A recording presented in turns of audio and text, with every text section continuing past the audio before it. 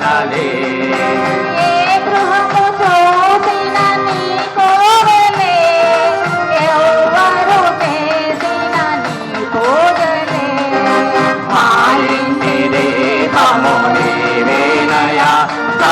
మా కంటి వెలుగు నీవేనయా మా ఇంటి దీపము నీవేనయా సాయి మా కంటి వెలుగు నీవేనయా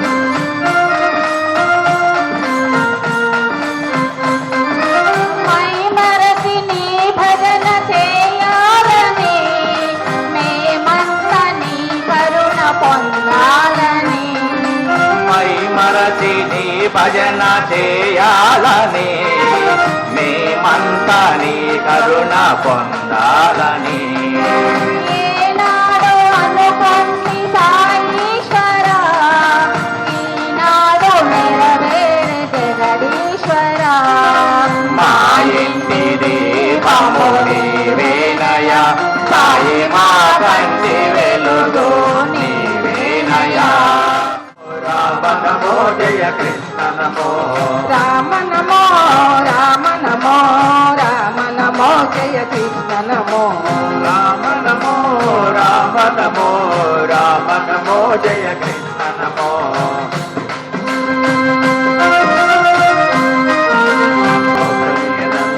రామ నమో దేవకి నందన కృష్ణ నమో కౌసల్య నందన రామ నమో దేవకి నందన కృష్ణ నమో కౌసల్య నందన రామ నమో దేవకి నందన కృష్ణ నమో రామ నమో రామ నమో రామ నమో జయ కృష్ణ నమో రామ నమో రామ నమో రామ నమో జయ కృష్ణ నమో దశరథ నందన రామ నమో వసుదేవ నందన కృష్ణ నమో దశరథ నందన రామ నమో వసుదేవ నందన కృష్ణ నమో దశరథ నందన రామ నమో వసుదేవ నందన కృష్ణ నమో రామ నమో రామ నమో రామ నమో జయ కృష్ణ నమో రామ నమో రామ నమో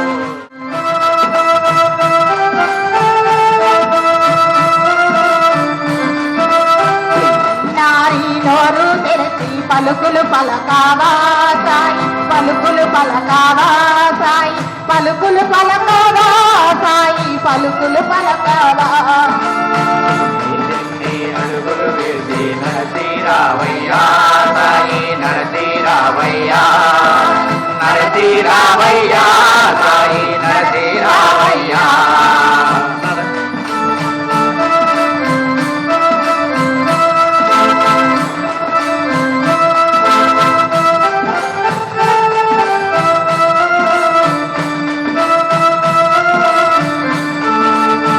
ఓంకారమందు నీవు నిండియుంటివా సాయి నిండియుంటివా సాయి నిండియుంటివా సాయి నిండియుంటివా చిన్ని చిన్ని అడుగులు వేసి నరసీరావయ్యా సాయి నరసీరావయ్యా నరసీరావయ్యా సాయి నరసీరావయ్యా నరసీరావయ్యా సాయి నరసీరావయ్యా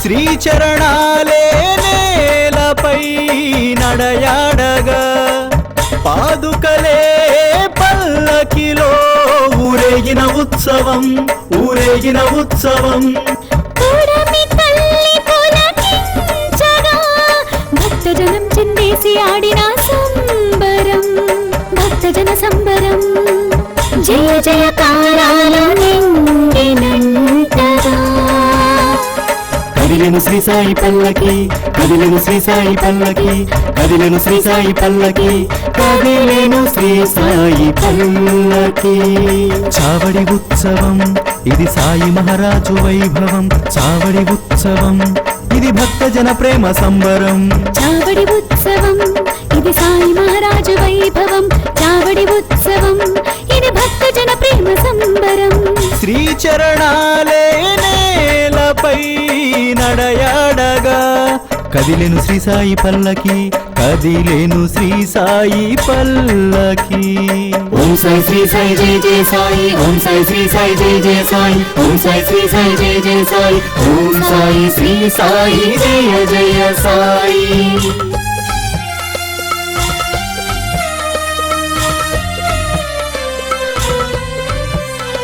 దివిటి దీపాలతో ప్రాంగణమంతా ప్రకాశించగా భక్తజనులంతా మసీదు చేరి భజనలు చేసి ముస్తాబైన పసిపిల్లలు జెండాలను చేతబూనగా శ్యామకర్ణను ముద్దుగా ముస్తాబు చేసిరి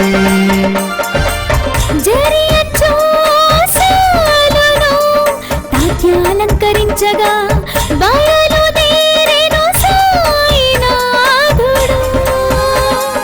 చావడి మహోత్సవానికి చావడి మహోత్సవానికి చావడి మహోత్సవానికి చావడి మహోత్సవానికి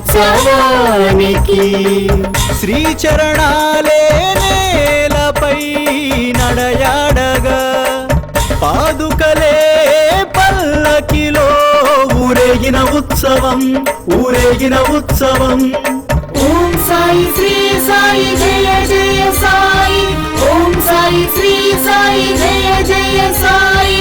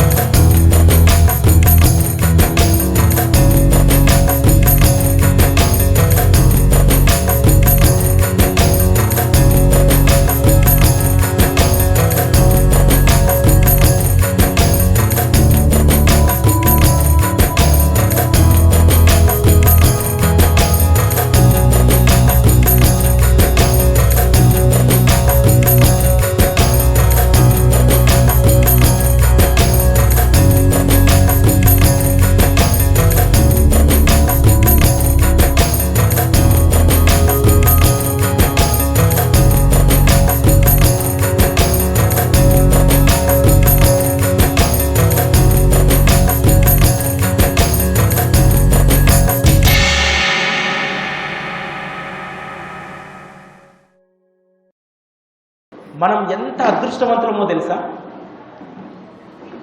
ఎంత అదృష్టవంతులమో తెలుసుకోవడానికి ఒకే ఒక ఉదాహరణ చెప్తాను. మీలో చాలామంది ప్రతి గురువారము కూడా పల్లకీ ఉత్సవంలో పాల్గొంటారా?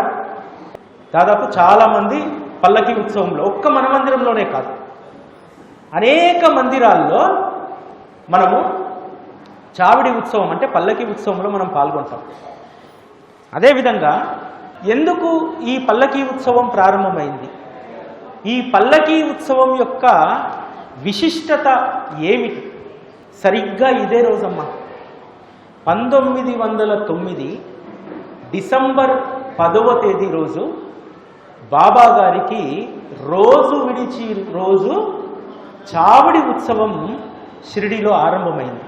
ఒక రకంగా చెప్పాలంటే మనందరికీ కూడా బాబా మార్గంలో 3 పండుగలు గుర్తొస్తాయి. మహా అంటే ఇంకోటి 4వ పండుగ రేపు దత్త జయంతి. ఈ 4 పండుగల్ని మనం బాగా ఘనంగా చేసుకుంటాం. కానీ బాబా మార్గంలో అనేక అద్భుతమైనటువంటి పండుగలు దాగి ఉన్నాయి. షిరిడీ ప్రజలకు ఆ రోజు ఏదో ఉగాదో సంక్రాంతో గుడి పౌడాలో ఇటువంటి పండుగలు కావు. 1909 నుంచి 1918 వరకు షిరిడీ ప్రజలకు రోజు విడిచి రోజు పండుగ ఉండేది. అదే బాబా గారి యొక్క చావిడి ఉత్సవం. ఆ రోజు మనం ఈరోజు షిరిడీకి పోతే మనం ఏమనుకుంటాం? ఏముంది చావిడి ఉత్సవం?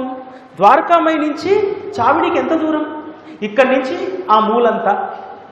అంత అద్భుతమైనటువంటి ఉత్సవం ఎలా జరిగేది? చావిడి ఉత్సవం ఆ రోజు కనీసం 2 నుంచి 2.5 గంటల పాటు జరిగేది. బాబా అడుగులో అడుగు వేసుకుంటూ వెళ్తూ ఉంటే, ఈరోజంటే చావుడికి నేరుగా దారి ఉంది, ఆ రోజు నేరు దారి లేదు. వెనకాల నుంచి తిరిగి చావుడికి రావాలి. ఆ రోజు దాదాపు 2.5 గంటల పాటు అద్భుతమైనటువంటి ఉత్సవం రోజు విడిచి రోజు జరిగేది. ఎందుకు జరిగింది? బాబా ఏదో ఒక మిషతోటి ఆ రోజు ఉన్నటువంటి భక్తుల్లో గొప్ప భక్తి భావాన్ని నిలపడానికి. ఆ రోజు అందరూ కూడా షిరిడీలో రైతులు, పొలం పని చేసుకునేటువంటి వారు. చావిడి ఉత్సవం ప్రారంభమైన నాటి నుంచి సాయం సంధ్య వేళకు వారు అన్ని పనులు ముగించుకొని వచ్చి ద్వారకామైలో కూర్చునేటువంటి వారు. మొదటి జాము నుంచి అంటే దాదాపు 5:30-6 గంటల సమయం నుంచి భజన ప్రారంభమయ్యేది. ఎంతో ఆర్తితో భజన అక్కడ జరిగేది. ఆ చావిడిని వర్ణిస్తూ హేమాడ్ పంతు ఒక అద్భుతమైనటువంటి మాట రాస్తారు. భక్తులందరూ ద్వారకామైలో చావిడి ఉత్సవం కోసం భజన చేస్తూ ఉంటే, కుడివైపు తులసి బృందావనము, వెనకాల వైపు అందంగా అలంకరించినటువంటి బాబావారి యొక్క రథము ఎదురుగా బాబావారు ఉండేటువంటి వారు. ఆ దృశ్యం చూడాలంటే 2 కనులు సరిపోవు. ఎంతో శ్రద్ధతోటి భక్తులు ఆ విధంగా భజన చేస్తూ ఉండేటువంటి వారు. అట్లా బాబా చావిడికి సిద్ధమై వారు కూర్చున్నారు. కానీ దేనికోసం ఎదురు చూసేవారో తెలుసా? తాత్య రావాలి మామ పద చావిడికి అని చెప్పి జరీషాలువా బాబా ఒంటిపైన కప్పాలి. లేకపోతే బాబా కదిలేటువంటి వారు కాదు.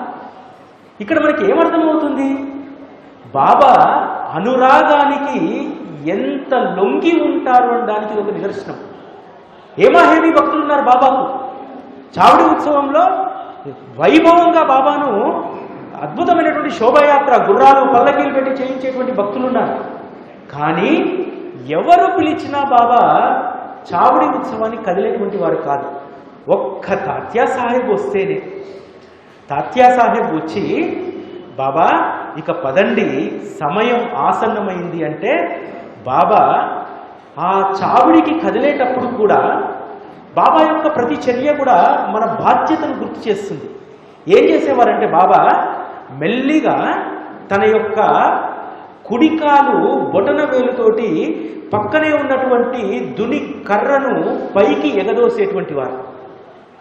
వారే స్వయంగా ద్వారకామయిలో వెలిగించినటువంటి లాంతర్ను తగ్గించేటువంటి వారు.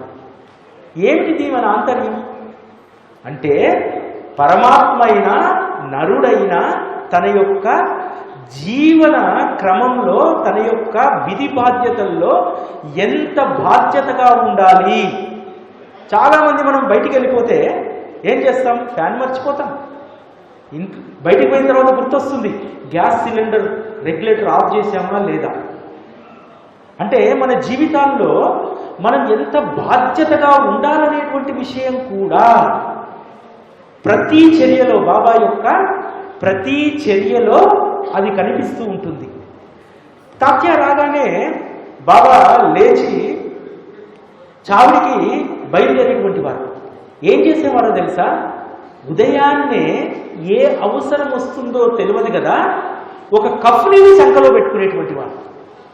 మనం ఎక్కడైనా సరే ఒక ఊరికో ఎక్కడికైనా వెళ్ళినప్పుడు మనము ఏ విధంగా అయితే మనకు కావలసినటువంటి దుస్తులను సర్దుకొని వెళ్తామో, బాబా చావుడికి వెళ్ళేటప్పుడు అట్లా సర్దుకొని వెళ్ళేవారు. అదే మన 2 రోజులు 3 రోజులు ఉండడానికి వెళ్ళేవారా? రాత్రి వెళ్తే మళ్ళీ ఉదయమే కాకడహారతి కాగానే ద్వారకామాయికి వచ్చేటువంటి వారు. అంత నిబద్ధత బాబా చూపెట్టేటువంటి వారు. దేనికోసం ఈ నిబద్ధత? మన కోసమా? ఎస్, మన కోసమే. తన భక్తుడు అనేటువంటి వారు వారి జీవితంలో ఆయా బాధ్యతలను ఎలా నిర్వర్తించాలనేటువంటిది బాబా ఆచరించి చూపెట్టారు. బాబా ఎప్పుడూ కూడా వారు కేవలం బోధనకు పరిమితం కాలేదు. వారి యొక్క ప్రతి చర్య కూడా, అమ్మ మీరందరూ కూడా చాలామంది శ్రీ సాయి సత్యచరిత్ర చదువుతారా? పారాయణ చేస్తూ ఉంటారా? మొదటి అధ్యాయం మొదటి లీల గుర్తుందా? ఏం గుర్తుంది? గోధుమలు విసిరి కలరా జాడ్యాన్ని నివారించారు కదా, అంతేనా? ఎంత గొప్ప బాధ్యతలు దాంట్లో ఉన్నాయో తెలుసా? అంటే ఎవరూ కూడా షిరిడీలో బాబా కలరా వస్తుంది, నువ్వు పిండి విసిరి ఊరు చుట్టూ చల్లితే మా రోగం నివారణ అవుతుందని చెప్పి ఎవరైనా అడిగారా? అడగలేదే. బాబానే స్వయంగా పూనుకున్నాడు కదా, వారే విసిరారు కదా. అంతేకాదు, బాబా పిండి విసురుతున్నప్పుడు అక్కడికి వచ్చినటువంటి ఆ 4 స్త్రీలలో మొదట మనం ఏం చూస్తాం? బాధ్యత చూస్తాం. అయ్యో పెద్దవారే బాబా విసురుతున్నారు, వీరికి ఎందుకు ఇంత శ్రమ, మనం విసురుదామని చెప్పి బాబాను పక్కకు చెప్పి వాళ్ళు విసురుతారు. ఇంతవరకు బాగుంది. ఇక్కడ మనం నేర్చుకోవాల్సింది ఏంటి?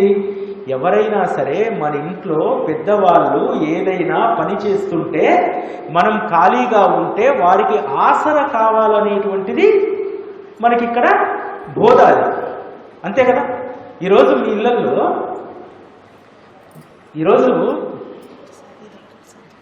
ఈరోజు చాలామంది మనం ఇళ్లలో చేస్తున్నటువంటి పొరపాటు ఏంటో తెలుసా?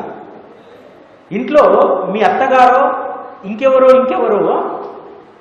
పని చేస్తూ ఉంటే, మీ అమ్మాయో అబ్బాయో ఇంట్లో సెల్ ఫోన్తో ఆడుతూ ఉంటే వాళ్ళకి నేర్పించాల్సింది ఏమిటి?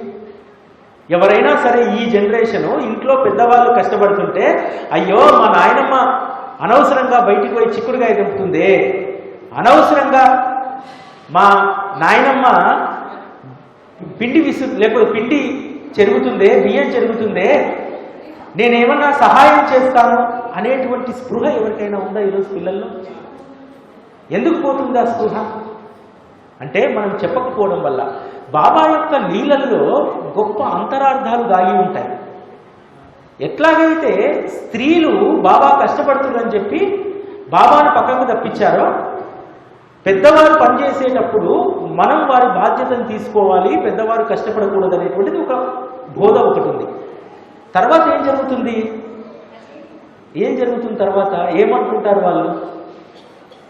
అరే రే, బాబా పిండి విసిరాడు, పిల్లలు లేరు, సంసారము లేరు, ఈ పిండిని ఆయన ఏం చేసుకుంటాడు, మనం తలా 4 భాగాలు చేసుకొని తలా భాగం ఒకటి ఎత్తుకుపోతే బాగుంటుంది కదా. ఇంతలోనే స్వార్థపరమైనటువంటి ఆలోచన. అంటే మన మనస్సు ఎంతగా మనల్ని పక్కదారి పట్టిస్తుందో చూడండి. మొదటేమో పాపం బాబాకు సహాయం చేయాలనుకున్నారు, వెంటనే ఆలోచన వచ్చేసింది, స్వార్థ బుద్ధి, దోచుకెళ్ళిపోదాం. అంటే బాబా ప్రతి చర్యలో కూడా అద్భుతమైనటువంటి పాఠాలు చెప్పారు. బాబా అంటారు, ఇదేమైనా మీ అబ్బసొమ్మ ఎత్తుకపోవడానికి, ఆ పిండిని అక్కడే వదిలిపెట్టండి అని అంటారు. ఆ విధంగా ప్రతి లీలలో కూడా అద్భుతమైనటువంటి అంతరార్థం దాగి ఉంటుంది. దాన్ని మనము పట్టుకోగలగాలి. చావడి ఉత్సవంలో కూడా దాగి ఉన్నటువంటి అంతరార్థం ఏంటంటే, నువ్వు సాయం సంధ్య వేళ కొద్దిసేపైనా సరే భగవన్నామ స్మరణలో ఉండండి. చావడి ఉత్సవం అంటే కేవలం బాబా ఊరేగింపు మాత్రమే కాదు, ఆ సందర్భంగా జనులందరూ కూడా ఎంతో భక్తిభావంతో, అప్పటి వరకు చావడి ఉత్సవం ప్రారంభం కాకముందు ఎవరి ఇళ్లలో వాళ్ళు పిచ్చాపాటి వ్యవహారాలు మాట్లాడుకుంటూ ఉండేవారు సిద్ధి జనులు. కానీ చావడి ప్రారంభమైన తర్వాత వాళ్ళలో ఒక గుణాత్మకమైనటువంటి మార్పు వచ్చింది. అదే భగవంతుని పట్ల శ్రద్ధ పెరిగింది. బాబా కేవలము వారి నామస్మరణ మాత్రమే చేయించేటువంటి వారు కాదు, అద్భుతమైనటువంటి విఠలనామస్మరణ జరిగేది, రామనామస్మరణ జరిగేది, కృష్ణనామస్మరణ జరిగేది. అన్ని నామస్మరణలను కూడా బాబా ప్రోత్సహించేటువంటి వారు. ఆ విధంగా భక్తుల్లో ఒక ఆధ్యాత్మికమైనటువంటి చైతన్యాన్ని తీసుకురావడానికి బాబా ఆ రోజు చేసినటువంటి ప్రతి చర్యలో కూడా ఇదే దాగి ఉంది. కాబట్టి మనందరము కూడా చావడి ఉత్సవం నుంచి నేర్చుకోవాల్సింది ఏంటంటే ఒక డిసిప్లిన్. మీరు ఇప్పుడు కూడా షిరిడి వెళ్తారు కదా, చావడి ఉత్సవం జరుగుతుంది కదా, 8 గంటలకు టంచన్గా ఒక 20 నుంచి 30 మంది పిల్లలు వస్తారు. ఆ అదృష్టం ఒక్క షిరిడి గ్రామస్తులకు మాత్రమే ఉంది. వచ్చి ముందు సమాధి మందిరం ముందు ఉన్నటువంటి ఆ ముఖదర్శనం ప్రాంగణంలో అద్భుతమైనటువంటి భజన చేస్తారు. ఆ తర్వాత బాబా పల్లకి ఊరేగుతూ ఉంటే వారు వాయించేటువంటి ఆ వాయిద్య ఘోషకు తనువంతా కూడా పులకరించిపోతుంది, శరీరం అంతా కూడా రోమాంచితం అవుతుంది. ఒక్కొక్కసారి నాకు అనిపిస్తుంది, ఆ పిల్లలు చేసేటువంటి నృత్యానికి బాబా స్వయంగా వచ్చి పల్లకి ముందు నిల్చున్నారేమో అనిపిస్తుంది. ఇప్పటికి కూడా అదే భావన ఉంటుంది. చావడి వర్ణనలో హేమాడ్ పంతు ఎంత అద్భుతంగా చేస్తారంటే, చావడి ఎలా సాగుతుందంటే చెప్తారు, కుడి చెయ్యిని మహల్సాపతి పట్టుకుంటే ఎడమ చెయ్యిని తాత్యా పట్టుకుంటాడు. అలా బాబా అడుగులో అడుగు వేస్తూ ముందుకు వెళ్తూ ఉంటే బాబా బాలబాలుడిలా వారి ప్రకాశ తేజస్సు అందరినీ కూడా ఆకట్టుకునేటువంటిది. బాబా చావడి ఉత్సవానికి సిద్ధమై ముందుకు నడుస్తున్నప్పుడు బాబా మోము సూదంటి రాయి వలె ఉండేదట. ఎందుకంటే మనం అందరం కూడా ఇనుప ముక్కలు లాంటి వాళ్ళం, జడజీవులం. ఇటువంటి వాళ్ళందరినీ కూడా అయస్కాంతం ఆకర్షించాలి కదా. ఈరోజు ఇంతమంది మీరు రావడానికి ఇక్కడ ఆకర్షణ ఏమిటి? కేవలం శ్రీ సాయిబాబా అనేటువంటి ఆ రూపము, ఆ నామం, అది తప్ప మరొక ఆబ్జెక్ట్ ఇక్కడ లేనే లేదు. కాబట్టి వారు సూదంటి రాయి వలె మనల్ని, ఇనుప ముక్క లాంటి మనల్ని అయస్కాంతం వలె వారు లాగేస్తూ ఉంటారు. ఆ విధంగా బాబా అడుగులో అడుగు వేస్తూ ముందుకు సాగుతూ ఉంటే జోగ్, బాపు సాహెబ్ జోగు తలపైన ఛత్రి పట్టేటువంటి వారు, అందమైనటువంటి గొడుగును రింగు రింగు తిప్పుతుండేటువంటి వారు వెనకాల నిలబడి, బాబా అద్భుతమైనటువంటి వాయిద్య ఘోష జరుగుతున్నప్పుడు బాబా వారికి తెలియకుండానే వారి కుడి చెయ్యిని కిందికి పైకి, కిందికి పైకి, కిందికి పైకి ఉండి ఆడించేటువంటి వారు. దానిని ఒక్క కాకాసాహెబ్ దీక్షిత్ మాత్రమే అర్థం చేసుకున్నాడు తెలుసా. ఆ బాబా చావడి ఉత్సవంలో ఆ చెయ్యిని పైకి కిందికి ఆడిస్తున్నటువంటి దాన్ని చూసి తరువాత చావడి ఉత్సవానికి నిర్ణయించుకున్నాడు కాకాసాహెబ్ దీక్షిత్. బాబాకు చిందెయ్యాలని ఉంది, ఆ చిందేస్తే అందరిలో బాగుండదని వారు కేవలం వారి హస్తాంతో చిందేస్తున్నారు, ఆ హస్తాన్ని అటు ఇటు ఆడిస్తున్నారని చెప్పి భావించి ఏం చేశారు తెలుసా, నెక్స్ట్ చావడి రోజు వెండి పల్లెం నిండా పూలు తీసుకొచ్చి బాబా చేతులు ఆడిస్తున్నప్పుడు వారికి బాబా స్వయంగా నాట్యం చేస్తున్నటువంటి దృశ్యం కనిపించి పూల వృష్టిని కురిపించేటువంటి వారు బాబా పైన. అంటే ఆ రోజు భక్తులకు ఎంత ప్రేమో చూడండి. అంతేకాదు చావడి ఉత్సవం ముందుకు సాగుతూ ఉంటే అందరికంటే ముందు శ్యామకర్ణ అనేటువంటి బాబా గుర్రం దారి తీసేదట. నిజంగా శ్యామకర్ణి ఎంత అదృష్టవంతురాలు కదా. శ్యామకర్ణి గురించి మీకు తెలుసా? ఎట్లా వచ్చింది బాబా దగ్గరికి? గుర్రాలు వ్యాపారం చేసేటువంటి ఒక వ్యాపారి బాబా దగ్గరికి వస్తాడు. వచ్చి, బాబా నేను ఒక మేలు జాతి గుర్రాన్ని కొన్నాను, ఏళ్ళు గడుస్తున్నా అవి పిల్లలు పెట్టట్లేదు, మీ దయతోటి పిల్లలు పెడితే మొదటి కాన్పులో వచ్చినటువంటి ఆ గుర్రాన్ని మీకు ఇస్తానంట.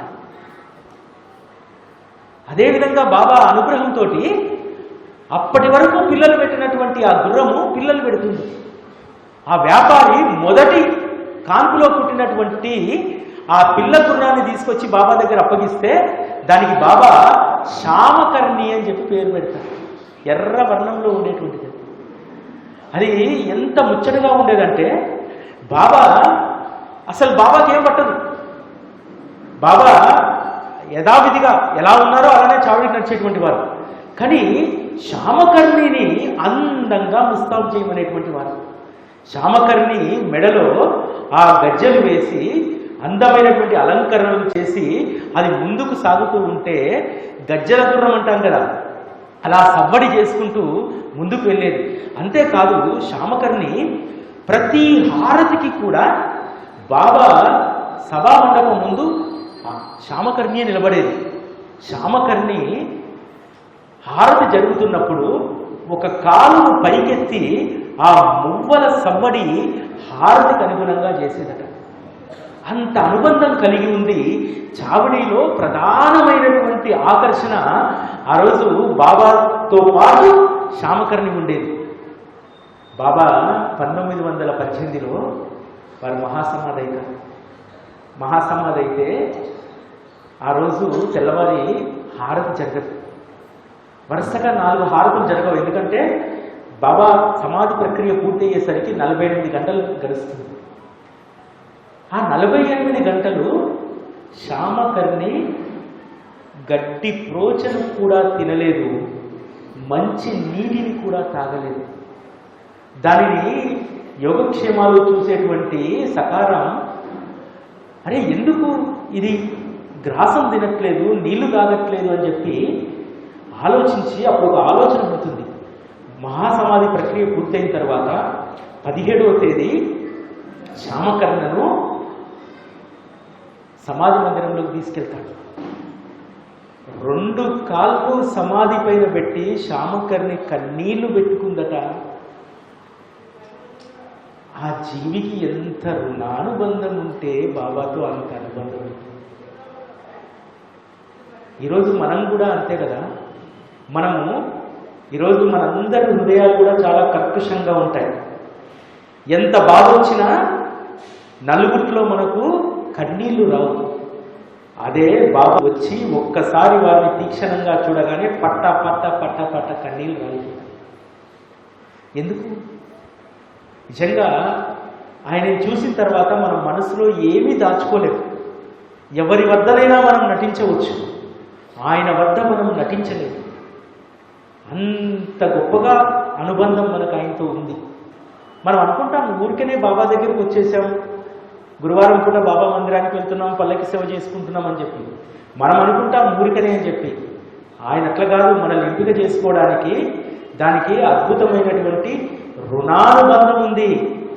ఈ ఒక్క జన్మతో మీరు ఆయన దగ్గరికి రాలేదు, అనేక జన్మలుగా ఆయనతో ఉన్నటువంటి అనుబంధం చేత మనందరం ఆయన దగ్గరికి లాగబడ్డాం. రాలే, మనం లాగబడ్డాం. రావడం వేరు, లాగబడడం వేరు. ఆయన గొప్పతనం ఏంటో తెలుసా? ఏదో ఒక జన్మలో మనతో అనుబంధం ఉంటే ఆ అనుబంధాన్ని మనం ఏ జీవిగా పుట్టినా సరే అనుబంధాన్ని కొనసాగిస్తాం. మీరు సత్యతలో చదువుతారు కదా, పులి ఎన్ని ఏళ్లుగా తప్పించి ఉంటుందో బాబాను దర్శించుకోవాలని.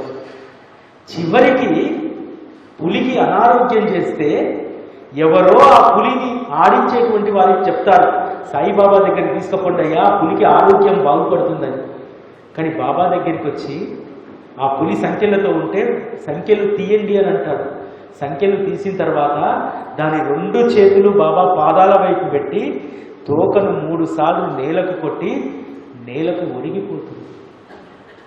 పులి కోసం బాబా తపన పడ్డాడా, లేకపోతే పులియే బాబా కోసం తపన పడ్డదా? దీంట్లో నేను నమ్మేది ఆ పులి కోసమే బాబా తపన పడి ఉంటాడు. అది ఎక్కడో ఉండి నన్ను తలుస్తుంది, దాని చివరి మజిలీలో నా దగ్గరికి అది తప్పకుండా రావాలి, నేను నా రప్పించుకుంటాను అని చెప్పి బాబాయే తపన పడి ఉంటాడు. ఇక్కడ పులి 10% తపన పడి ఉంటే బాబా 90% తపన పడి ఉంటాడు. అందుకోసమే పులి తన చివరి మజిలీని ద్వారకామయిలో ముగించింది. ఎంత గొప్ప అదృష్టవంతురాలు! అంతటితో ఆగలేదు. బాబా అంటాడు, ఈ పులిని తీసుకెళ్ళి ఆ మహదేవుని ఆలయం ముందు సమాధి చేయండి అంటాడు. షిరిడి వెళ్ళినప్పుడు మీరు చూడండి, వరుసగా 3 గుళ్ళు ఉంటాయి కదా, మహాదేవాలయం, గణపతి, శని. దాని ముందు పులి సమాధి ఉంటుంది. ఎంత గొప్ప స్థానాన్ని ఇచ్చాడు అంటే, ఒక 10% తప్పించినటువంటి ఆ పులికే అంత ఇంపార్టెన్స్ బాబా ఇస్తే, దాన్ని అంత హృదయంలో బాబా పెట్టుకుంటే, నిత్యము ఆయన స్మరణలో, ఆయన ధ్యాసలో ఉండేటువంటి వారిని ఏ స్థాయిలో పెడతారో మనం అర్థం చేసుకోవాలి. అంతే కదా, మనం అనుకుంటాము బాబాను ఏదో మన లౌకిక జీవితం కోసం కావాల్సింది అడుగుతున్నాం, తీసుకుంటున్నాం, ఇవన్నీ అనుకుంటాం. కానీ ఆయన మాత్రము మన ఘోరంత ప్రేమను ఆయన కొండంత చేసి తీసుకుంటాడు. మనం ఘోరంతనే ఇస్తాం, కానీ ఆయన కొండంతగా భావిస్తాడు దాన్ని. సత్యంతలో ఒక చోట ఒక మాట చెప్తారు బాబా, మీకంటూ మీ వాళ్ళందరూ ఉన్నారు, నాకెవరున్నారు? నాకు అల్లాకు నేను, నాకు భగవంతుడు, భగవంతునికి నేను, అంతే. నాకంటూ ఎవరు లేరు. కానీ ఎవరైతే అనునిత్యము నన్నే స్మరిస్తారో, నా ధ్యాసలోనే ఉంటారో, వారికి నేను బద్ధున్నై ఉంటానన్నాడు. భక్తునికి బద్ధుడై ఉండడం ఏంటి? మనం కదా భగవంతునికి బద్ధుడై ఉండాలి. కానీ బాబా చెప్పినటువంటి మాట అక్షర సత్యం, ఇది నా ప్రతిజ్ఞ అని చెప్పారు కూడా. మనం ఆయన స్మరణ చేసి ఆయన నామం పలకకుండా రసాస్వాదన చేయనటువంటి వారంటే ఆయనకి ఇంకా ప్రీతి. మనం తినేటువంటి ప్రతి ముద్ద కూడా, బాబా ఈ ముద్ద నీ భిక్ష అని చెప్పి ఒక్కసారి వారి నామాన్ని స్మరించి తినండి, ఏ రోగం మీ దరిచేరదు. అదే అమృతం. అంతకు మించినటువంటి అమృతం ఇంకోటి లేదు. ఈ ప్రాక్టీస్ మొదలు పెట్టండి. మీకు ఎప్పుడైనా అనారోగ్యం ఉంటే, భవిష్యత్తులో ఏ అనారోగ్యం రాకుండా ఉండాలంటే ఒక్క ముద్దను చేతిలో పట్టుకొని బాబా ఈ ముద్ద నీ భిక్ష, నీ భిక్షను నీకే నేను సమర్పిస్తున్నాను, దీన్ని స్వీకరించండి బాబా అని చెప్పి ఒక్కసారి మనసులో నామస్మరణ చేసి ఆ ముద్దను మీరే తినండి. మానసిక రోగాలు, శారీరక రోగాలు, తిక్క రోగాలు అన్నీ పోతాయి, ఏముండవు. కాబట్టి బాబాను మనం ఎంత ప్రేమిస్తే, ఆయనకు ఎంత దగ్గరైతే, ఆయన అంత దగ్గరగా. ఆయనే ఒక మాట చెప్తాడు, నా నివాసము భక్తుడి యొక్క హృదయ స్థానము అని అంటాడు. అది కేవలం బాబా ఏదో పైకి చెప్పినట్టు నాకు అనిపిస్తుంది. ఆయన పట్ల ప్రేమ కలిగినటువంటి బిడ్డలను ఆయనే తన హృదయంలో వేసేసుకుంటాడు, తన జోడులో వేసేసుకుంటాడు. భగవంతుడు మన హృదయాల్లో ఉండడం, మన హృదయాల్లో నిలుపుకోవడం ఏముంది? ప్రతిరోజు ఆ నామస్మరణలో ఉండి, కొంత నియమనిష్టలతో ఉండి, కొంత సాధనలో ఉంటే ఈజీగా భగవంతుడు మన హృదయంలో కొలవవుతాడు. కానీ మనమే ఆయన హృదయ స్థానానికి చేరాలంటే ఆయన పట్ల మంచి ప్రేమను కలిగి ఉండాలి. ఇందుకోసం మన లక్ష్యమై ఉండాలి. బాబా చెప్పినటువంటి ప్రతి దాంట్లో కూడా అనేక అంతరార్థాలు ఉంటాయి. నా స్థానం, నా నిలయం భక్తుడి హృదయం అన్నాడు. బాబా నువ్వు భలే అన్నావు, కానీ నీ యొక్క చతురత మాకు తెలుసు, నా హృదయంలో ఎప్పుడు ఉంటావు, కానీ నాకు నీ హృదయంలో చోటు ఇవ్వని చెప్పి అడగాలి. అప్పుడు ఆయన హృదయ స్థానంలో మనకు చోటి దొరికినప్పుడు అప్పుడే మన జీవితానికి ధన్యత్వం. ఏమీ చెప్పలేదు బాబా, కేవలం నువ్వు మనిషిగా బ్రతకమని చెప్పాడు. అలా బ్రతికినప్పుడు ఖచ్చితంగా భగవంతుడు నిన్ను తన హృదయంలో పెట్టుకుంటాడు. బాబా చెప్పినటువంటి దాంట్లో ఏ ఒక్కదానైనా మీరు ఆచరించి చూడండి. ఇతర జీవులకు పెట్టకుండా భోజనం తిననటువంటి ఆ స్థితికి వచ్చినటువంటి వాళ్ళను కూడా ఆ చిన్న ప్రయత్నంతో కూడా మనం బాబా హృదయంలో స్థానాన్ని సంపాదించవచ్చు. ఏం చెప్తాడు బాబా సీతాదేవి తర్కడుకు? సీతాదేవి తర్కడు ఆకలితో ఉన్నటువంటి కుక్క వస్తే ఒక రొట్టె ముక్క వేస్తుంది. ద్వారకామాయికి రాగానే అంటాడు, అమ్మా ఈరోజు నా ఆకలి తీర్చావు, రోజు ఇలానే చేస్తూ ఉండు, ఇది మాత్రమే నిన్ను తీరం చేరుస్తుంది, ఈ ఒక్కదానిని గుర్తుపెట్టుకో అని అంటారు. సీతాదేవి తర్కం అంటుంది, బాబా నేనే ఒకరింట్లో అతిథిగా ఉన్నాను, నేను ఎక్కడ నీకు భోజనం పెడితే నీకు ఎప్పుడు రొట్టేస్తే అంటే, అమ్మా నువ్వు భోజనానికి ఉపక్రమించినప్పుడు ఒక కుక్క దీనంగా ఆకలితో నిన్ను చూస్తూ ఉంటే నీకు వడ్డించినటువంటి పల్లెంలో నుంచి ఒక రొట్టె ముక్కను తీసి దానికి వేసావు కదమ్మా, దానిని సంతృప్తి పరిస్తే నన్ను సంతృప్తి పరిచినట్టే అన్ని జీవులలో ఉన్నటువంటి ఆత్మను ఆకలిని రెండింటినీ నేనే, దీన్ని గుర్తించమ్మా అంట. ఇవి చాలా చిన్నవి కదా. సీతాదేవి తర్కడు పెద్దగా ఏ పని చేయలేదు, ఏ పెద్ద యాగము చేయలేదు, కేవలం చేసినటువంటి ఆ ఒక్క చిన్నదాన్ని ఎంత అద్భుతంగా బాబా దాన్ని గుర్తించారు. మనం చేసేటువంటి ఈ చిన్న చిన్న చిన్న పనులనే బాబా గుర్తిస్తారు. నా బిడ్డ నా మార్గంలో ఉందని చెప్పి వారు ఎంతగానో సంతోషిస్తారు. మీరందరూ అనుకుంటారు బాబాకు ఒక 1000 రూపాయలు పెట్టి ఖరీదు పెట్టి వస్త్రాన్ని సమర్పిస్తే బాబా సంతోషిస్తాడేమో అని చెప్పి, అందమైనటువంటి పూలమాల వేస్తే ఆయన సంతోషిస్తాడేమో అని చెప్పి, అందమైనటువంటి శాలువా, అందమైనటువంటి పూలమాల నీ సంతోషం కోసం. మరి ఆయన సంతోషం కోసం ఆయన చెప్పినటువంటి దాంట్లో ఏ ఒక్కదాన్నైనా ఆచరించడం. ఇక్కడ చాలామంది అమ్మలు ఉన్నారు కాబట్టి నేను ఒక మాట చెప్తాను. బాబాకు నచ్చినటువంటి విషయం ఏమిటో తెలుసామా? ఇతరుల పట్ల ద్వేష భావనతో ఉండడం ఆయనకు నచ్చదు. ఇతరుల గురించి పక్క వారితో మాట్లాడడం ఆయనకు నచ్చదు. ఈ రెండింటినీ మానుకుంటే, కేవలం ఈ రెండింటిని మానుకుంటే తప్పకుండా మీరు వారి హృదయ స్థానంలోకి చేరేటువంటి మార్గంలో ఉన్నట్టు. ఈ రెండు చాలా చాలా కష్టం మానుకోవడం. ఇతరుల గురించి మాట్లాడడం, ఇతరుల గురించి వేరే రకంగా మాట్లాడడం, ఇవన్నీ మనం మానుకోలేము. ఈ రెండు మానుకుంటే చాలమ్మా. బాబాకు మీరు 1 కోటి రూపాయలు గుడి కట్టించాల్సిన అవసరం లేదు, బాబాకు 1,00,000 రూపాయలు పెట్టి కిరీటం చేయించాల్సిన అవసరం లేదు, ఏమీ అవసరం లేదు. ఈ రెండు మానుకుంటే చాలు. ఈ రెండు మానుకుంటే ఆయన సంతోషిస్తారు. మనం బాగా గుర్తుపెట్టుకోవాల్సింది ఏంటంటే, మనం లౌకిక జీవితంలో ఆలోచిస్తాం, నా కొడుకు ఈ బర్త్డేకు ఏ గిఫ్ట్ ఇస్తే వాడు సంతోషంగా ఉంటాడని చెప్పి ఎట్లా ఆలోచిస్తామో, బాబాకు సంబంధించి కూడా నేను ఎలా ఉంటే బాబా సంతోషిస్తాను, దాన్ని ఖచ్చితంగా ఆలోచించాలి. ఆలోచించకపోతే బాబాకు మనకు ప్రేమ అనురాగం అనేటువంటిది పెద్దగా బిల్డ్ కాదు. గెస్ట్లుగానే ఉండిపోతాం, నమస్కారం నమస్కారం, గెస్ట్లుగానే ఉండిపోతాం. బాబా మార్గంలోకి వచ్చి మనం అతిథులుగా ఉండిపోకూడదు, ఆయనతో అనుబంధాన్ని పెనవేసుకోవాలి. అట్లా ఆ రోజు భక్తులందరూ కూడా బాబాతో గొప్ప అనుబంధాన్ని పెనవేసుకొని ఉన్నారు. ఆ అనుబంధం ఎంత గొప్పదంటే, చావడి ఉత్సవం జరుగుతుందంటే ఇంట్లో ఏ పని ఉన్నా సరే వదిలిపెట్టుకొని చావుడికి వచ్చేటువంటి వారు. ఒకానొక సందర్భంలో ఏమయ్యేది తెలుసా? ఒకసారి బాబా మహాసమాధికి ముందు 1916లో విజయదశమి రోజు బాబా సీమోల్లంఘన చేశారు. ఉగ్రరూపంతో రాత్రి 9 గంటల వరకు కూడా అంతే కోపంతో ఉన్నాడు. ఆ రోజు చావడి జరగాలి కానీ బాబాను ధైర్యంగా అడిగేటువంటి దమ్ము ఎవరికీ లేదు. దాదాపు రాత్రి 10 అవుతుంది, 11 అవుతుంది, 12 అయింది. అంత పొద్దుపోయినా సరే ఒక్కరూ ద్వారకామాయి సభామండపం నుంచి లేవలేదు. వారి యొక్క భక్తి నిష్టలను చూసి బాబా యథావిధిగా లేచి అప్పుడు వారు కాలు కింద పెడితే 12 గంటలకు చావుడి ఉత్సవం స్టార్ట్ అయిందమ్మా. ఆ రోజు మనం ఉండగలుగుతామా? బాబా కోపంతో ఉన్నాళ్ళే, టైం అయిపోయింది, వెళ్ళిపోవాలి, అందులోనే ఉంటాం.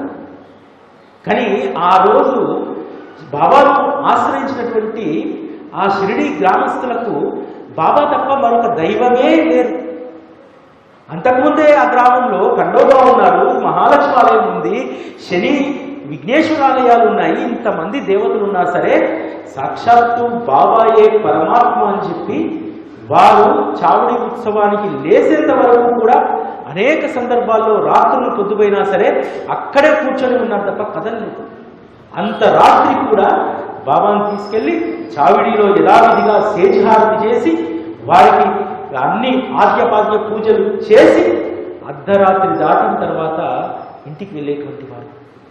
ఆ విధంగా చావుడి ఉత్సవం మనం మామూలుగా ఒక పల్లకి ఉత్సవాన్ని చేసుకుంటాం, కానీ దాంట్లో ఎంత గొప్ప అనుభవం ఉంటుందో తెలుసా. ఇక్కడ చాలామందికి అంటే మొన్న హైదరాబాద్లో జరిగినటువంటి ఒక మీటింగ్లో అంజయ్య గారు కలిసి హుజూర్ నగర్ ఎప్పుడు వస్తారు అని అన్నారు. అర్థం కాలే అప్పుడు. అంజయ్య గారు హుజూర్ నగర్ రమ్మన్నారు, ఎందుకోసం? ఏదో కారణం ఉంటుంది, వారికి తెలియదు, నాకు తెలియదు. కానీ ఆ తర్వాత రోజు గుర్తొచ్చింది, చావుడి ఉత్సవం ఉంది కదా ఈ సంవత్సరము. అంటే ప్రతి సంవత్సరం కూడా, పోయిన సంవత్సరం ఒక దగ్గర, ఈ సంవత్సరం అట్లా ప్రతి చోట సాయి టీవీ ఆధ్వర్యంలో చావుడి ఉత్సవాన్ని అనేక ఉత్సవాలను చేస్తాం. ఈ నెల పోయిన నవంబర్లో సత్యంత ఉత్సవం ఉండేది, అది సత్తుపల్లి దగ్గర చేశారు. అరే అంజయ్య గారు రమ్మన్నారు, ఈ ఉత్సవం ఉంది, వారు ఏమైనా చేస్తారేమో అని చెప్పి ఊర వెంకయ్య గారికి ఫోన్ చేశారు. ఊర వెంకయ్య గారికి ఫోన్ చేసి, సార్ ఒక అద్భుతమైనటువంటి అవకాశం అని అంటే వారు ఒక మాట చెప్పారు. అనిల్ గారు, డిసెంబర్ 10, 2009 సార్ 2010 అంటే చావుడి ఉత్సవం ప్రారంభమై 101 సంవత్సరాలు. ఇదే తేదీ రోజు 2010 డిసెంబర్ 10వ తేదీ రోజు నా షష్ఠి పూర్తి జరిగింది సార్ అన్నారు. మీరు అదృష్టవంతులు సార్, బాబా చావుడి ఉత్సవం ప్రారంభమైన రోజు షష్ఠి పూర్తి చేసుకున్నారు మీరు, అది 111వ సంవత్సరం రోజు అని అంటే తప్పకుండా చేద్దాం సార్, నేను ఒక్కసారి అంజయ్య గారితో మన మందిర నిర్వాహకులతో మాట్లాడి చెప్తా అని చెప్పి 10 నిమిషాల్లో రిటర్న్ కాల్ చేశారు. రిటర్న్ కాల్ చేసి తప్పకుండా చేద్దామన్నారు. చాలా సంతోషం వేసింది, ఎందుకంటే హుజూర్ నగర్ తోటి ఒక అనుబంధం ఉంది. 2015లో మేము సాయి టీవీ ఆరంభించాం. 2015 సాయి టీవీ ఆరంభానికి ముందు, అంటే శ్రావణ పౌర్ణమి ఆగస్టులో ఆవిష్కృతం అయింది సాయి టీవీ. అంతకంటే ముందు ఒక డైరీ ప్రింట్ చేశాం, కొంత ఫండ్ మొబిలైజేషన్ కోసం. ఎందుకంటే బాబా సేవ అంటే అందరూ సేవ సేవ అంటారు, కానీ రూపాయి లేనటువంటి సేవ ఏది ఉండదు, రూపాయి ఉంటేనే సేవ ఉంటుంది. కాబట్టి ప్రతి బాబా సేవ కూడా రూపాయి అవసరం. అప్పుడు డైరీ ప్రింట్ చేస్తే ఊర వెంకయ్య గారు అంజయ్య గారిని, రామ్మోహన్ రావు గారిని, అనేక మంది, ఇక్కడ రవి గారు వచ్చారు, మన స్కూల్స్ రన్ చేస్తారు రవి గారు, వీళ్ళందరి దగ్గరికి తీసుకెళ్తే వీరెవ్వరూ కూడా మీరెవరు, మీకు ఇస్తే అవి సద్వినియోగం అవుతాయా కావా, అదేం మళ్ళా కాదు, డైరీలో మనం ఆల్రెడీ ప్రింట్ చేసే డైరీలో మళ్ళీ యాడ్ చేస్తాం. అనేక మంది హైదరాబాద్లో మమ్మల్ని 1,00,000 ప్రశ్నలు అడిగారు. హుజూర్ నగర్లో ఒక్క ప్రశ్న కూడా ఎవ్వరు అడిగారు. అది హుజూర్ నగర్ వాసుల యొక్క గొప్పతనం. చప్పట్లు కొట్టాలి మీరు.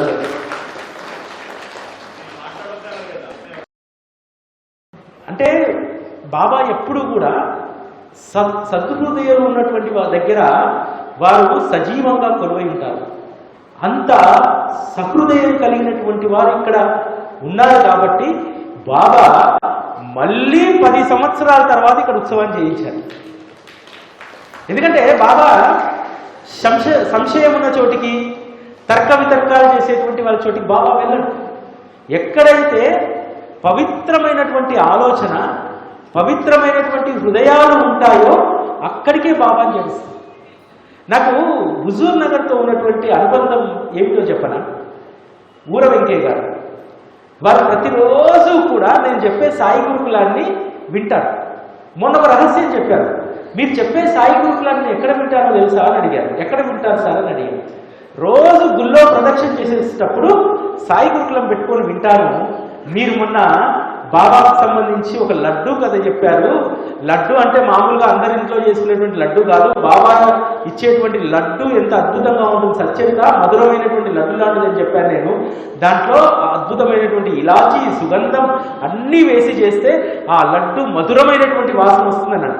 వారు వెంటనే ఫోన్ చేశారు, సార్ అనిల్ గారు, నేను ప్రదక్షిణ చేస్తూ ఉంటే మీరు చెప్పేది వింటూ ఉన్నప్పుడు మా గుళ్ళో అసలు లడ్డూయే లేదు, అద్భుతమైనటువంటి ఇలాచితో కూడినటువంటి సుగంధపూరితమైన లడ్డు ఏ విధంగా వాసన వస్తుందో అంత అద్భుతమైనటువంటి వాసన వచ్చింది అని అన్నారు. దాని అర్థం ఏంటంటే బాబా తత్వాన్ని మనం ఆస్వాదించేటువంటి స్థాయి ఎలా ఉంటుందో అలానే మనకు అర్థమవుతుంది. బాబా యొక్క కథా శ్రవణం, బాబా గురించినటువంటి సత్సంగం అత్యంత మధురమైనటువంటిది. హేమాడ్ పంత్ ఒక చోటు రాస్తారు, ఈ సుందరమైనటువంటి మూర్తిని చూసిన తర్వాత నాకు ఆకలి దప్పికలు హరించకపోయాయి అని అంటారు. 7:30 వరకు కూడా నాకు బాగా టీ తాగాలని కోరిక పుట్టింది. కానీ సత్సంగం ప్రారంభమైన తర్వాత మంచినీళ్ళు కూడా తాగాలనిపించట్లేదు.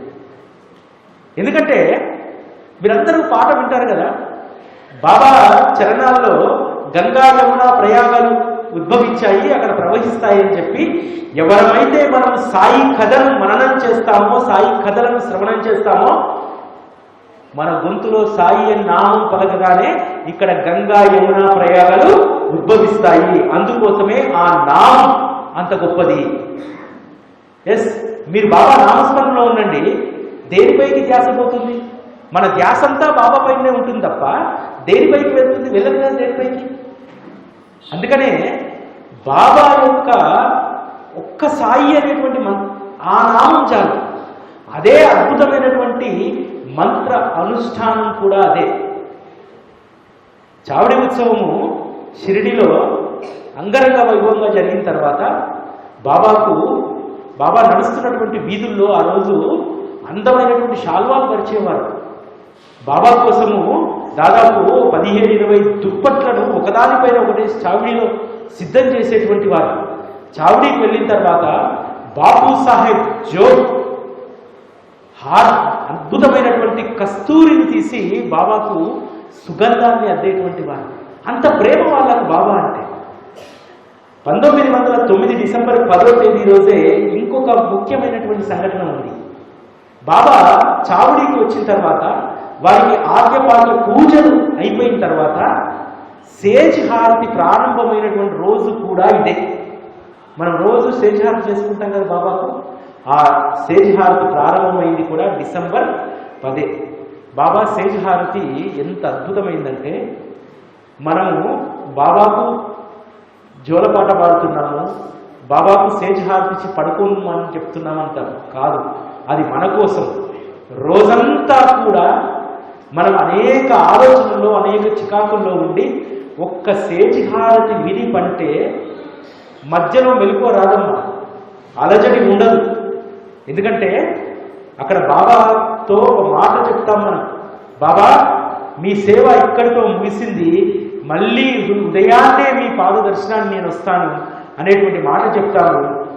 ఆ మాటను మనసులో నింపుకొని మళ్ళీ ఉదయాన్నే బాబా పాదాలను, నా కళ్ళు తెలుస్తూనే వారి పాదాలను దర్శించుకోవాలి. వారు ఉన్న తర్వాత మనకెందుకు బాధ అనేటువంటి దాంతో ప్రశాంతంగా మనం నిద్రపోతాం. ఎవరైతే సేజ్ హారతి, మీరు గుడికి కూడా రావాల్సిన లేదమ్మా, అందరికీ గుడికి రావాల్సినటువంటి అవకాశం ఉంటుందో ఉండదో, కానీ ప్రతిరోజు కూడా వీలైతే అందరి దగ్గర మొబైల్స్ ఉన్నాయి కదా, మీకు ఏదైనా బాధ ఉంటే ఆ రోజు రాత్రి నిద్ర పట్టకపోతే ఖచ్చితంగా సేజ్ హారతి పెట్టుకొని వినండమ్మా, ప్రశాంతమైనటువంటి నిద్ర మీకు వస్తుంది. సేజ్ హారతిలో ఉన్నటువంటి మహిమే అది. అదేవిధంగా ఈరోజు ఇంకొక అద్భుతమైనటువంటి సందర్భం ఉంది. అరే, ఇన్ని సందర్భాలు ఒకే రోజు ఎలా వచ్చాయి? నిజంగా ఈరోజు మనం చేసుకుంటున్నటువంటి ఈ ఉత్సవం, హుజూర్ నగర్లో జరిగినటువంటి ఉత్సవం ఈవెన్ షిరిడీ సంస్థానం కూడా చెయ్యదు. షిరిడీ సంస్థానం డిసెంబర్ 10 ఏ ఉత్సవాన్ని చెయ్యదు. ఇది చరిత్రలో లిఖించబడ్డటువంటిది, నేను మీరు కల్పించినటువంటిది కాదు. శ్రీ సాయి సచ్చరితలో చావడి వర్ణన అధ్యాయంలో హేమాడ్ పంత్ రాస్తారు, డేట్తో సహా రాస్తారు. ఆ విధంగా చావిడి ఉత్సవానికి శేషహారతికి ఎంత ప్రాధాన్యత ఉందో ఇంకొక ప్రాధాన్యత కూడా ఉంది. ఇదే రోజు దీక్షిత్ ద్వారా శంకుస్థాపన చేసిన రోజు.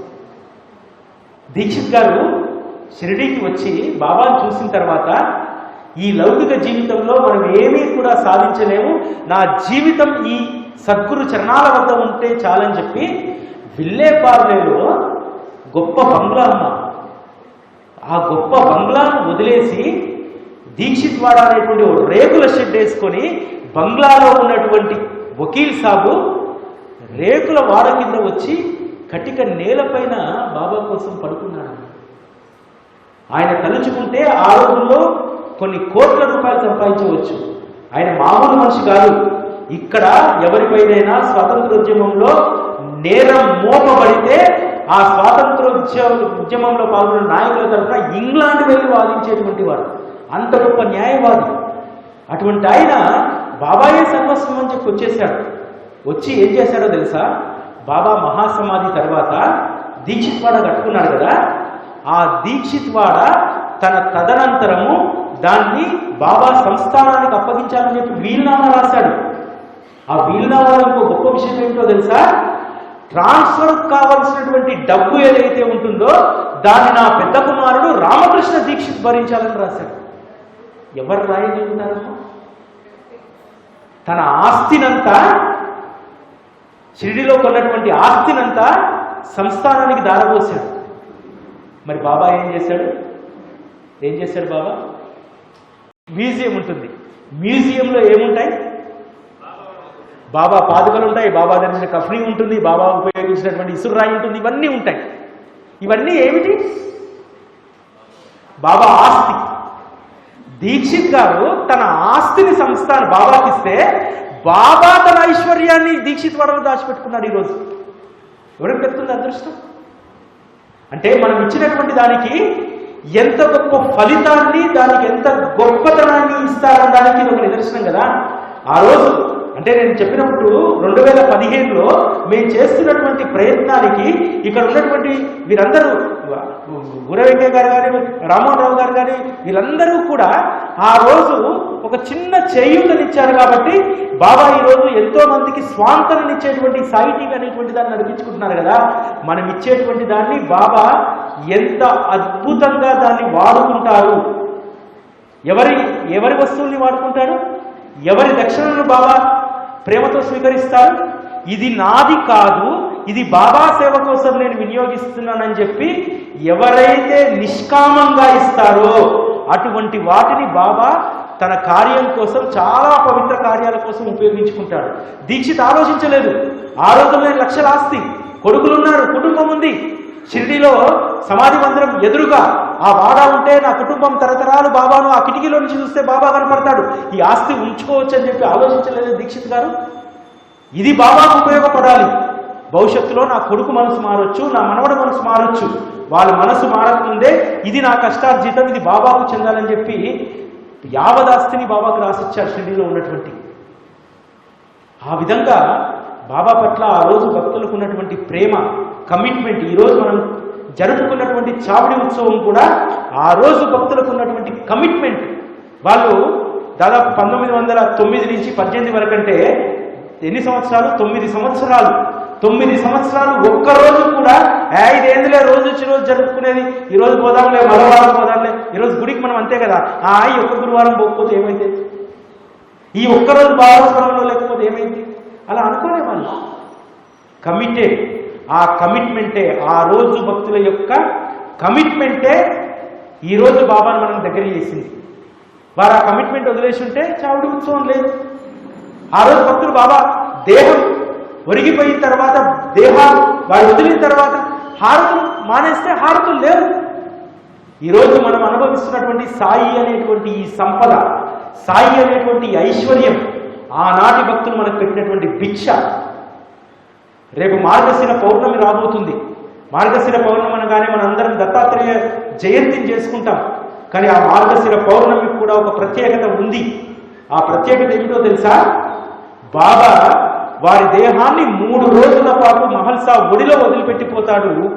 3 రోజులు మహల్సాపతి ఒక రక్షకుడి వలె బాబా దేహాన్ని కాపాడాడు కాబట్టి బాబా ఈరోజు మనకు దక్కాడు. అదే రోజు మనలాంటి పిరికివాడు మహల్సా స్థానంలో కూర్చుంటే ఊరోళ్ళందరూ బెదిరిస్తే బాబా దేహాన్ని అప్పగించేవారు, బాబా దేహాన్ని ద్వారకామాయి బయట కూర్చిపెట్టేవాళ్ళు. అయిపోయింది అప్పటితోటి. బాబా యొక్క ప్రస్థానం మరొక 32 సంవత్సరాలు కొనసాగడానికి మహల్సాపతి చేసినటువంటి త్యాగం, మహల్సాపతి చూపినటువంటి తెగువ, దానితోనే బాబా మనకు దగ్గరయ్యారు. ఈ వాస్తవాలన్నీ మనం తెలుసుకోవాలి. ఎలా తెలుస్తాయి? సత్సంగాన్ని ఆశ్రయిస్తే, సత్సంగంలో మనం ఇన్వాల్వ్ అయితే. సత్సంగం కోసం ఈరోజు ఎక్కడికి పోనవసరం లేదమ్మా. సత్సంగం మన చేతిలోనే ఉంది, మన చేతిలో ఉన్నటువంటి మొబైల్లోనే ఉంది. కాకపోతే మంచి సత్సంగాన్ని ఎంపిక చేసుకోవడం మన విజ్ఞత. మీకు చాలామందికి ఇక్కడ సాయి టీవీ వస్తుంది, ఉదయం 9 గంటలకు సాయి గురుకులం వస్తుంది. సాయి గురుకులం వల్ల ఎంతమంది ఎంపవర్ అయ్యారో 2 తెలుగు రాష్ట్రాల్లోనే కాదు, దేశ విదేశాల్లో బాబా తత్వాన్ని, బాబా నిజమైనటువంటి తత్వాన్ని ఎట్లా గ్రహించారో మేము దాదాపు 10 సంవత్సరాలుగా మేము చూస్తున్నాం. కాబట్టి ఇటువంటి అద్భుతమైనటువంటి సత్సంగాన్ని మీరు ఆశ్రయించండి. మీకు యూట్యూబ్లోనైనా సరే సాయి టీవీ అని కొడితే సాయి టీవీ లింక్ ఓపెన్ అవుతుంది. అందులో అద్భుతమైనటువంటి సత్సంగాలు ఉంటాయి, అద్భుతమైనటువంటి భజనలు ఉంటాయి. నిత్యం ఒక అరగంట సాయి గురుకులం చూడడానికి మీ సమయాన్ని కేటాయించండి, మీ జీవితం మారిపోతుంది. ఇక్కడ ఎవరో ఒకరు వచ్చారు, రోజు ప్రతి వారం పల్లకి సేవ చేస్తా అన్నారు. డోర్ దగ్గరికి వచ్చి చెప్పారు, సార్ నేను ప్రతిరోజు 9 గంటలకు సాయి గురుకులం ఫాలో అవుతా సార్, నా జీవితం ఎలా మారిందో అందుకు నిదర్శనం నేను సార్ అని చెప్పి వచ్చారు. అట్లా మన జీవితాలను మార్చుకోవడానికి సత్సంగం కావాలి.